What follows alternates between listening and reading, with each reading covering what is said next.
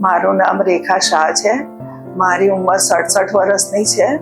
મને પિત્તાશયમાં પથરી થઈ હતી ત્યારે અમે ભરત શાહના કોન્ટેક્ટમાં આવ્યા હતા અને ભરત શાહે મારું ઓપરેશન પિત્તાશયની કોથળીનું કર્યું હતું. એ પછી મને 2 વખત પથરી થઈ પિત્તાશયની બાજુની નળીમાં.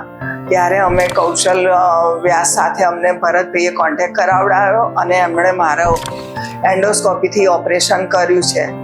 અને ભરત શાહ અને એપિક હોસ્પિટલ બંને સારા છે. બંનેને થેન્ક યુ. ભરત શાહ, કૌશલ વ્યાસ અને એપિક હોસ્પિટલ, થેન્ક યુ.